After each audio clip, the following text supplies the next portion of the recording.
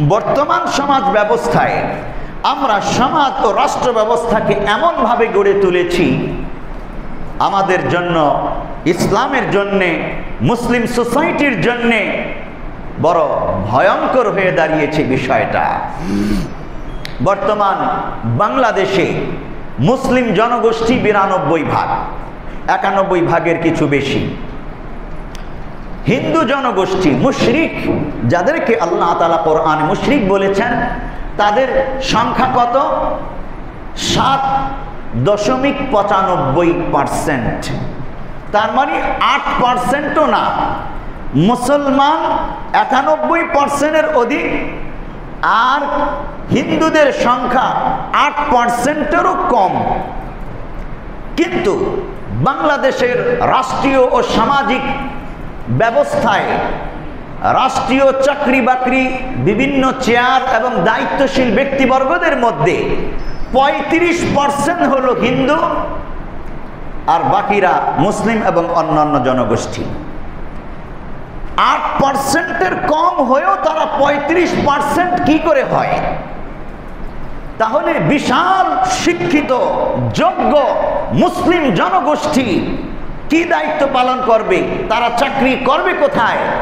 বিশাল মুসলিম জনগোষ্ঠীকে বঞ্চিত করে একটি শ্রেণী মুশরিক বা হিন্দু শ্রেণীকে ব্যাপকভাবে চাকরিতে পদায়ন করা, বিভিন্ন দায় দায়িত্ব অর্পণ করা, এটা সুস্পষ্ট সরাসরি আল্লাহ তাআলা কোরআনুল কারীমে যেই বক্তব্য দিয়েছেন তার সম্পূর্ণ বিপরীত। এক তো আমাদের শিক্ষিত মুসলিম যুবকরা বঞ্চিত হচ্ছে তাদের অধিকার থেকে, দ্বিতীয়ত একটি ধর্মের ব্যক্তিদেরকে ব্যাপকভাবে সুযোগ সুবিধা দিয়ে মুসলমানদের উপর চেপে বসার সুযোগ করে দেওয়া হচ্ছে, যার ফলশ্রুতিতে ফলাফল আমরা দেখতে পাচ্ছি বিভিন্ন জায়গায় মুসলমানরা সংখ্যাগরিষ্ঠ হওয়া সত্ত্বেও বাংলাদেশে আজ তারা যেন রাষ্ট্রীয় সামাজিকভাবে সংখ্যালঘু জাতিতে রূপান্তর হয়েছে। আজকে নির্যাতিত নিপীড়িত মুসলমানরা তাদের ইসলামের কথা, মৌলিক অধিকারের কথা, মুসলিম দায়িত্ববোধের কথা বলতে পারে না, দায়িত্ব পালন করতে পারে না। সেখানে আদালতে, সমাজে, রাজনৈতিক অঙ্গনে, বিভিন্ন জায়গায় ইমানদার এই মুসলিম জনগোষ্ঠী বাধাগ্রস্ত হয়, নির্যাতিত নিপীড়িত হয়। অথচ আল্লাহ তাআলা বললেন আন্নাল্লাহা বারীউম মিনাল মুশরিকিনা ওয়া রাসূলুহু। আর আমরা কি করলাম? এই আয়াতের উল্টা ওদের সাথেই বড় এত গভীর সম্পর্ক স্থাপন করলাম। শুধু গভীর সম্পর্কই স্থাপন করলাম না, মুসলমানদেরকে বঞ্চিত করে, তাদের অধিকার নষ্ট করে তাদেরকেই পদায়ন করলাম। শুধু পদায়ন করলাম না, তাদেরকে এমনভাবে প্রমোট করলাম, তারা আজ মুসলমানদের মাথার উপর চেপে বসেছে, মুসলমানদেরকেই হুমকি ধমকি দিচ্ছে। জ্বলন্ত জীবন্ত প্রমাণ গত ফেব্রুয়ারি মাসে, এই চলতি বছরের ফেব্রুয়ারি মাসে চট্টগ্রাম আদালতের প্রাঙ্গণে ঘটে যাওয়া ঘটনা। সেখানে একটি মামলা হয়েছে, এক মা মামলা করেছেন, হিন্দু মা। কিসের মামলা? কেন মামলা? একজন নও মুসলিম, মুসলিম হবার পর, হিন্দু ছেলেটি মুসলিম হবার পর তার ইসলামী নাম রেখেছে ইব্রাহিম। সেই নও মুসলিম ছেলেটি আরো একটি নও মুসলিম মেয়ে যে হিন্দু ছিল, মুসলমান হয়েছে, তাকে বিবাহ করেছে। দুইজন বিবাহ করে একাত্রে সংসার করতেছে। মা বাবা হিন্দু, তাদের বাড়িতে তো আর থাকতে পারবে না। মেয়েটি মুসলিম, এখন তো আর হিন্দু নয়, তার মুসলিম নও মুসলিম স্বামীর সাথে সে সংসার করছে। হিন্দু মা মামলা দায়ের করলো, আমার নাবালিকা মেয়েকে কিডন্যাপ করে নিয়ে গেছে। আদালত মামলা নিল, সেই নও মুসলিম যুবক ইব্রাহিমকে গ্রেফতার করে কাস্টডিতে পাঠিয়ে দেয়। মায়ের মামলায় কন্যাকেও ধরে আনে, সেফ কাস্টডিতে রাখে।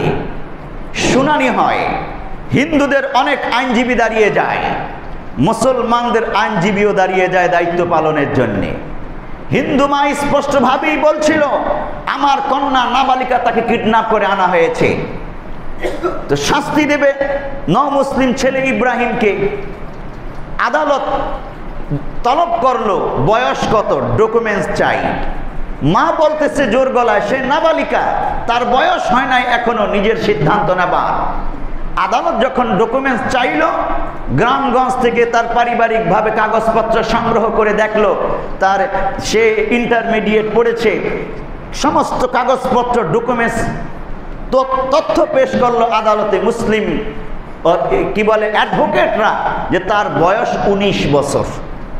বাংলাদেশের আইন অনুযায়ী 19 বছরের 18 বছর পার হলেই একজন ছেলে বা মেয়ে ইসলাম ধর্ম গ্রহণ করার সম্পূর্ণ স্বাধীনতা আছে এবং তার বিবাহ করার স্বাধীনতাও আছে, হস্তক্ষেপ করার অধিকার কারো নাই। এখন প্রাপ্ত বয়স্কা একটি নারী ইসলাম ধর্ম গ্রহণ করেছে, অতঃপর মুসলিম স্বামীর সাথে সংসার শুরু করেছে। এখানে এসে মা এবং হিন্দুরা মেয়েটিকে জোর করে নিয়ে যেতে চায় আর ছেলেটাকে ফাঁসিয়ে দিতে চায়। আদালত প্রাঙ্গণেই যখন ডকুমেন্টসগুলো পেশ করা হলো, তখন হিন্দু উকিলরা, হিন্দু যুবকরা ওখানে জড়ো হয়েছে শত শত। তারা ব্যাপকভাবে বিক্ষোভ করলো আদালতের ভিতরেই এবং স্লোগান দিতে লাগলো, একটা একটা রাজাকার ধরে ধরে জবাই কর। নাউজুবিল্লাহ। এই মুসলমানদেরকে রাজাকার বলে আখ্যায়িত করে স্লোগান দিল এবং এই মুসলমানদেরকে ধরে ধরে জবাই করার স্লোগান আদালত প্রাঙ্গণে দিল। আপনি চিন্তা করুন কত বড় দুঃসাহস হলে এটা করতে পারে।